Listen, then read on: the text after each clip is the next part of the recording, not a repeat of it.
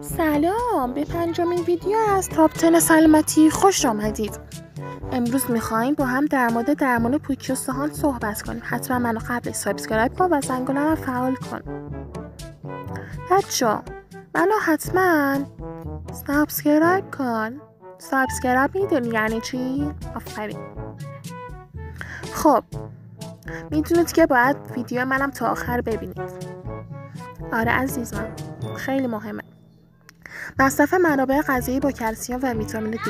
کلسیم و ویتامین دی بسیار مهم برای سلامت استخوان است.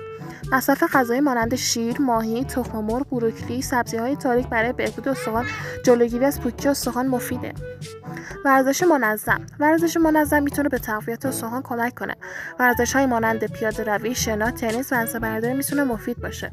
مصرف داروهای مانند بیوسفوسفونات ها یه نوع دارو هستن که به عنوان داروی پیشگیری درمان پوکی استخوان استفاده میشه.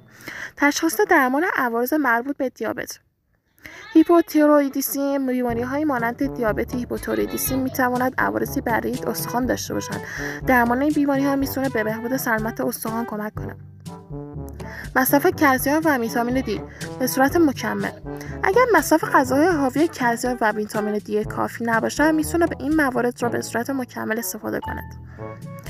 کاهش مصرف الکل و سیگار.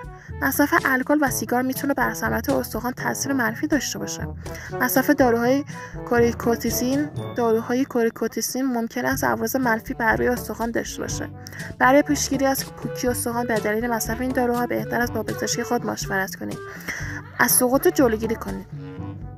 برای جلوگیری از شکستگی استخوان از سقوط جلوگیری کنید. استفاده از پوشاک مناسب. کفش‌هایی با سطح ضد لغزش میتونه به جلوگیری از سقوط کمک کنه. مثلا کفش‌های لجدار یا آجدار. مصرف داروهای ضد انعقاد در برخی از بیماری‌های پرریسک و خطرناک شکستگی استخوان است. میتونه از داروهای ضد انعقاد مانند آسپرین استفاده کرد. انجام آزمون‌های استخوانی در سنین پایین‌تر میتونه به تشخیص زودرس پوکی استخوان کمک کنه. در صورت لزوم به درمان سریع‌تر آن نیز کمک میکنه. این نکات تنها چند مورد از راهکارهای درمان پوکی استخوانه. برای بررسی بیشتر و مشاوره با پزشک بهتره به متخصصین مربوطه مراجعه کنید بچه‌ها. تا آخر دیدی؟ آفرین، خداحافظ.